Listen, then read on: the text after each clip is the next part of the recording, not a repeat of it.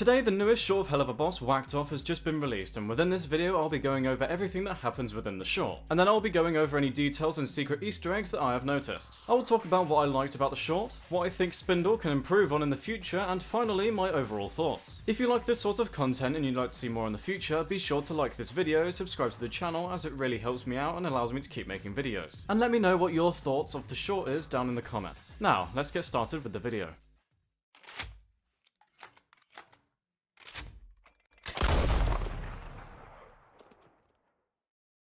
The opening scene is the usual file being thrown onto the table showing the target's profile. The target is called Pauline and he lives in Caldwell, New Jersey. His description says that he is the son of a famous mafia crime boss called Luigi. Judging by the info section, it seems like the person that made the hit on him was caught by Paulie stealing inventory and had him killed for it. So whoever made the hit clearly wants his revenge. It is then established that Moxie will be doing this mission alone as Millie and Blitz are going leech fishing. We then cut to Moxie looking through a window where Paulie and Luigi are arguing about the fact that Paulie killed someone in the mob, presumably the person that put the hit on him in hell. After arguing, Paulie storms out of the room and goes to the angel on the wall for help, the same angel that Moxie happens to be hiding behind. Paulie realizes that a voice is coming from the angel, so Moxie has to improvise by pretending to be an angel. After realizing that Paulie is a lot like Moxie, he decides to help Paulie escape from the world of crime. They decide to do this by faking his death with another crime family. However, when Paulie and this crime family meet, it doesn't go to plan and Moxie has to intervene. Once they realize that's not going to work, they then try and think of something else, but suddenly Luigi enters the room and starts talking to Paulie. He says that the family that Paulie talked to earlier wants Paulie killed, so to protect his son, Luigi offers himself instead. He has a talk with Paulie saying how family is the most important thing to him, and the familia.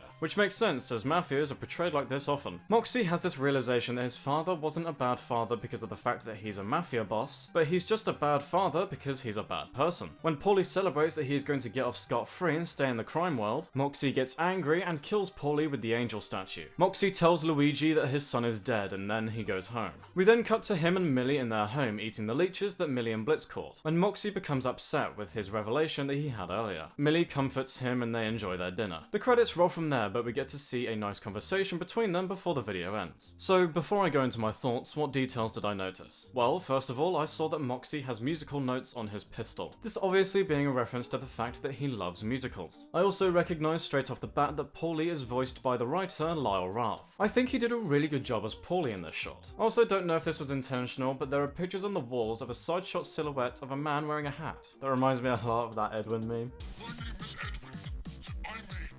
Other than that, I didn't see any details or secrets in this short. As for what I liked about this short, I think the writing and the pace of the short is a lot better than most other shorts that we've had. It's like the criticisms that I had in my previous two shorts reviews were actually acknowledged. As before, I said that Lyle Rath can do better, but I reckon it was just a case of him not being able to do much with what he was given. But this short just feels like he had more freedom to make something good, and this time he did. The animation was quite good in this short too. I think the scenes in the overworld are a lot better because you aren't bombarded with overly saturated reds, greens and yellows all the time. As for what could be improved on, there are still a few jokes that didn't land for me, but I think that this is because of timing or some things that felt a bit forced. Building off of what I said earlier, I don't really like the colour palette of Moxie and Millie's home. In this short, their home is very saturated with light reds and pinks, contrasting the pilot where their home was very gritty and charmingly dull. These two blend into the background in this short, compared to the pilot where they were able to stand out and grab your attention more easily. This is another problem that Has Been Hotel has too, and I don't feel like this will change anytime soon. Overall, I think that this is definitely the best short Lyle Rath has written yet, and it's definitely the best one that I can remember off the top of my head. As far as I know, there won't be another short coming out for a little while, as Has Been Hotel Season 2 comes out next month and Helluva Boss will soon be coming to Amazon Prime Video. However, I am sure they can keep this up if they really wanted to, as this short is one of my favourites. Thank you so much for watching this video. If you enjoyed, then please like and subscribe to the channel, as it really does help me out. If you'd like to see more from me, I have a video coming up on the top right of the screen now about how the amazing digital circus is so successful. That's all from me though.